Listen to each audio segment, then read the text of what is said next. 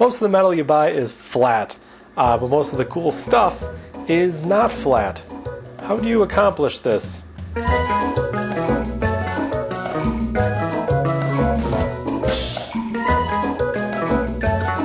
So I said I was going to do some forging, and last weekend I got sick, so I didn't do any of that. However, I'm still going to hit metal with hammers today. If you think back, like cars from the 20s and 30s, some of them had some pretty cool arches. I'm talking more specifically like the really fancy cool ones. There are a lot of interesting curves and stuff, and they couldn't just go to the fender store and pick them up. So how did they do all this shaping?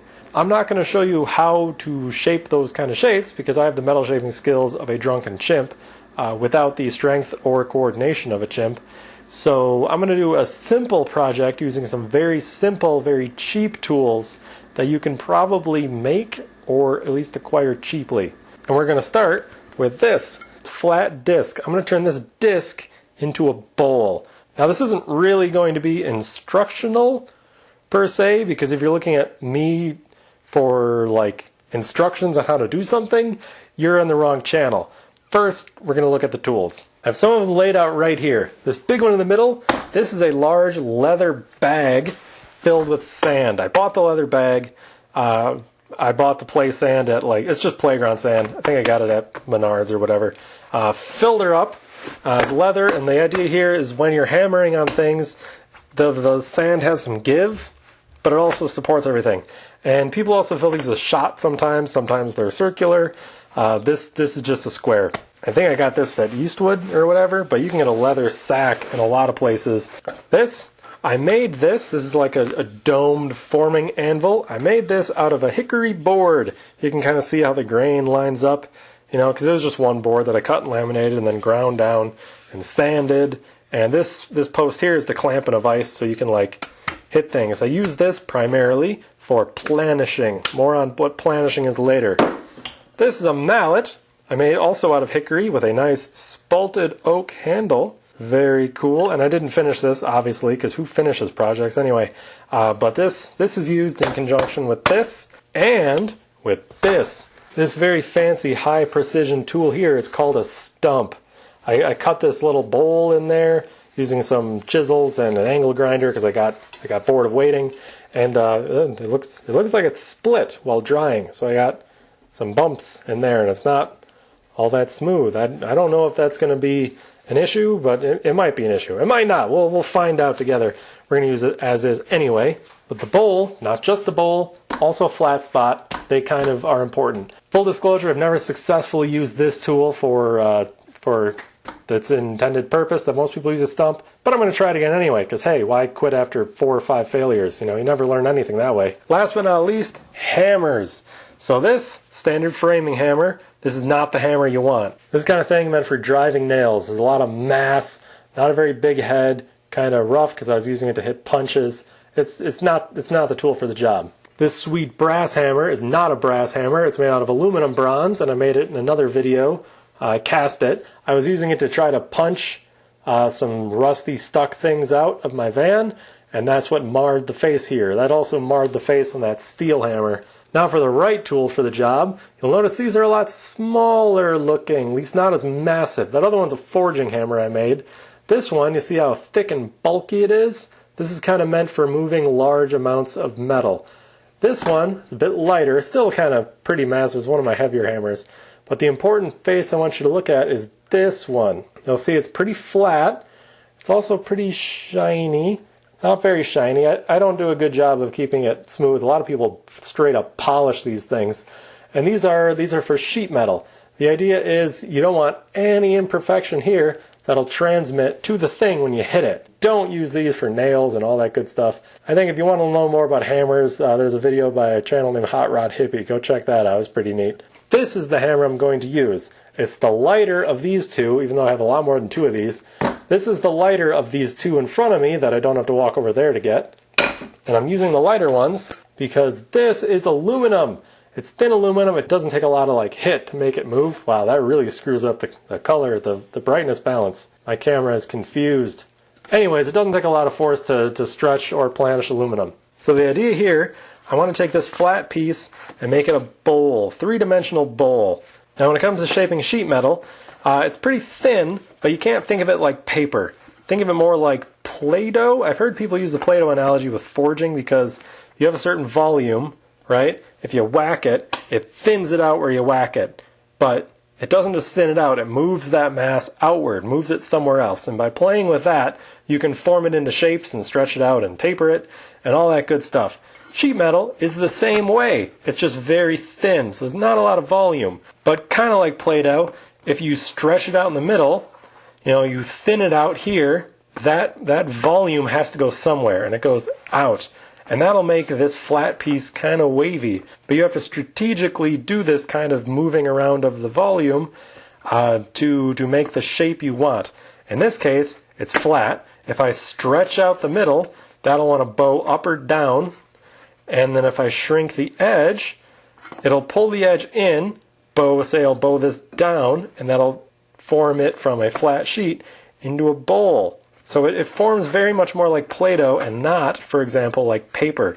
You fold paper because you can't shove the paper together to make it thicker or pull it to make it thinner. It will just tear on you or crinkle up. So the first thing I'm going to do is demonstrate this sandbag here. I'm putting it there, and then I'm going to use this thing, which looks pretty sweet. Now the idea with this is kind of a rounded shape, and by whacking it somewhere, it's going to put a dent in it.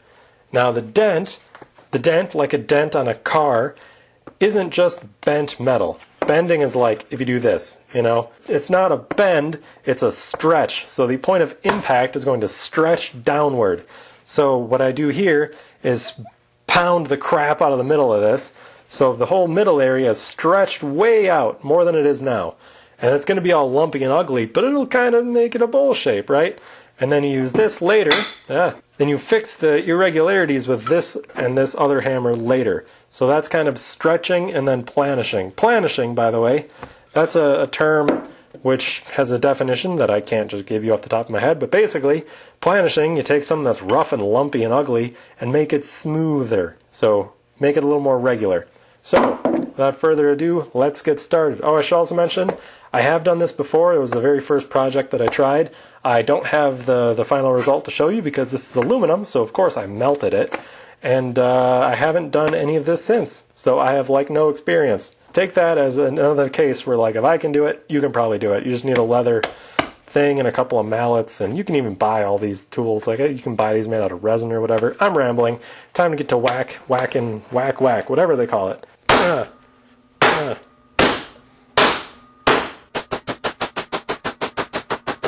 So, a couple things to recognize. I'm whacking in the middle. I'm staying away from, say, the outer inch. And I'm not just whacking in the middle, I'm whacking around to try to get the stretch moved out kind of around. See how the corners are folding up? That's going to be something important later, but not right now. A little more whack. That's fun. Cool. It really gets your anger out. See how lumpy that is? You lumpy. Now over here, the area where my garage is not very well lit. The idea with this is I can place this over here, and this isn't as nicely domed as they should be, for example, because I kind of made it cruddily. But that means I have some areas where it's a sharper arch and some areas where it's a little flatter, and that can be kind of useful sometimes. But I'm basically going to take this, find an area like here, so this is a pretty defined lump, place it over the arch. The edges are touching the wood in some places. The center is still kind of bumped up. It's an uneven amount of stretching done along here. And I'm basically going to put that lump over a hollow area right here and tap the lumps down with this hammer. I'm just kind of working my way around. So I'm going to try doing that on a bunch of these various lumps. You can see, it's still kind of lumpy, but it's a little less lumpy. Now, the center part's still kind of lumpy, but I got these big crinkles. So with the crinkles, there's a few things you can do. You can, some people call them tucks, and you can kind of like start on the inside and hammer them flat as you go down. This is not the right anvil to do that, by the way, but the idea is as you go down, it'll kind of pinch it together. Another nice thing you can do is use the stump and do what's called tuck shrinking. Some people call the stump actually a shrinking stump for that very reason. So here's the stump. I'm going to have to be very careful here because, as I said, I've never successfully done stump shrinking. So I think you use this with the mallet. There's a variety of ways to do this. But basically you have the bowl here, and you can hammer, wow, I really need to cut that off. You can kind of hammer the tucks flat from the inside out to the end, so starting here, hammering it out, and as you hammer it inside this bowl shape will actually kind of hold it in. So instead of just flattening out the tuck and the edge stretching out and making these other tucks more crinkled because all you're doing is folding it, this will actually help hammer that flat, pushing together here, kind of push the metal together. So you're shrinking it, if that makes any sense at all. If it doesn't, I'm sorry, don't listen to me for advice anyway. Fingers crossed. And out of the way of the hammer, hopefully. Okay, that one's shrunk. Now I'm going to try hammering this next one. And still moving it around as I do. I don't just pound in one spot. I kind of spread it out. Want this to be a gentle, smooth arch. There's a couple of bigger ones over here. And because this is aluminum, it doesn't actually take that much force to make it move. With steel, you have to hit it a lot harder. Also, fun fact, if you have a steel anvil and you have a steel hammer and you put aluminum or sheet metal down and whack it, that's hammer on dolly or hammer on anvil on the sheet, that will actually thin the thing and stretch it out. Kind of like forging. So you can make a bowl just by hammering in the middle outward to make the middle stretch. If you use wood on wood, the wood has a little more give than the metal, so you're not going to be as likely to stretch the thing out. Even though this is oak, which is a reasonably hard wood, not as hard as you might think, and hickory is ultra hard. It's like the Chuck Norris of hardwoods.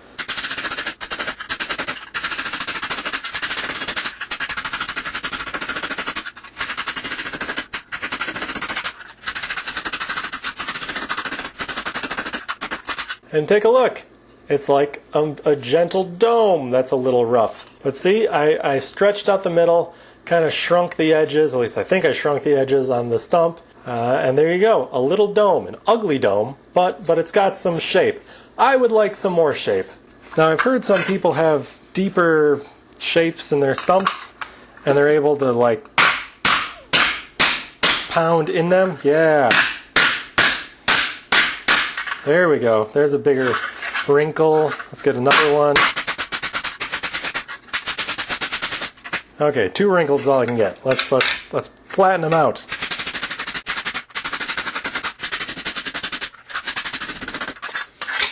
And I have read that a better way of doing that is to not have a bowl so much as a cone shape. Cones do better than bowls, but I didn't know that when I made this. Back to the leather bag.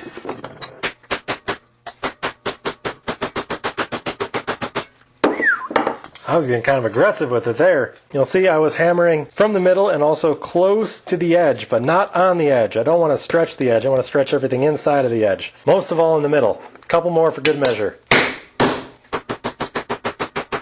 Boom. And check it out.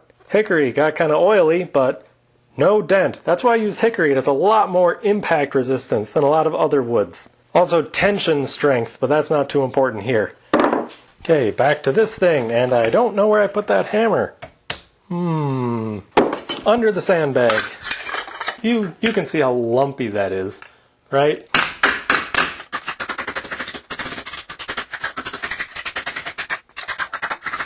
Better, still a bit lumpy.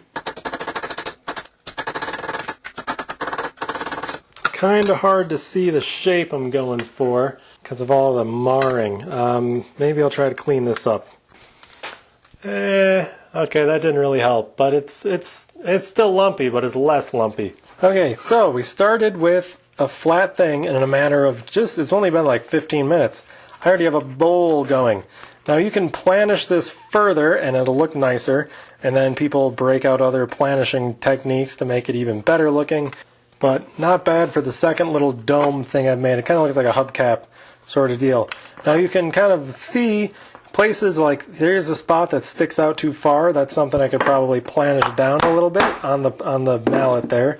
Other places like here, it kind of goes in too far. It's not out enough. That means like a high spot, you want to put it on that wooden thing and planish it down. A low spot, this needs to stretch more. So you could turn it over and, you know, mallet it out a bit more and then planish it and so on. And eventually you can end up with a pretty nice looking dome. This is kind of a very basic demonstration of some sheet metal techniques, sheet metal shaping, stretching, shrinking, interpreting where you need to shrink or stretch more. So in this case, lay it flat. Anywhere that needs to come up needs to be stretched. Anything that needs to go down needs to be shrunk more. And using that basic set of skills, you can kind of make shapes, multiple shapes, including fenders out of a flat sheet, or like hood scoops for your car, and that kind of thing. So that's really where this sort of skill is very useful, especially if you're trying to do classic cars, like recreating a patch that you can't get anymore. Or custom cars. Say you want a metal hood scoop. You don't like fiberglass because fiberglass looks like butt. Well, you can make one out of sheet aluminum, which is much cooler looking, and it's really light. Like, this doesn't weigh anything. Also, looking at, say, this van, it's an 80s van. They're pretty blocky beasts. If you look down the supposedly flat side, it's not flat. It's arched. Very gently, sure, but it's arched. This shape, this is an arch. It's arched this way. It has a step out here, flange is under, so like there's a lot of shrinking that went on here, some stretching along here. So this panel was a giant flat sheet. It is no longer flat because parts of it have shrunk, parts of it have stretched. Now there wasn't a guy with a hammer and a stump making this thing. It was a big machine with a press, but still, everything on this car is shaped, and this is an old van. So there, what was flat is now arched slightly and kind of lumpy and ugly. But that's how things go here. Point is, it's simple, but it's really, really hard. Like you can say, shrink it, stretch it, bend it, cut it, weld it. That's about all you can do with metal. By using those, you can make anything out of sheet metal. Easy to learn? No, it's not. No, it's hard to learn, very hard to learn, nearly impossible to master. So, good luck. Give it a shot. And if you mangle a bunch of metal, that's fine. Hammers are fun. At least you vent some anger and rage out on a piece of steel instead of, I don't know, on your cat or something. Don't vent rage on your cat. That's bad. Cats are evil enough. They don't need more pent up inside of them.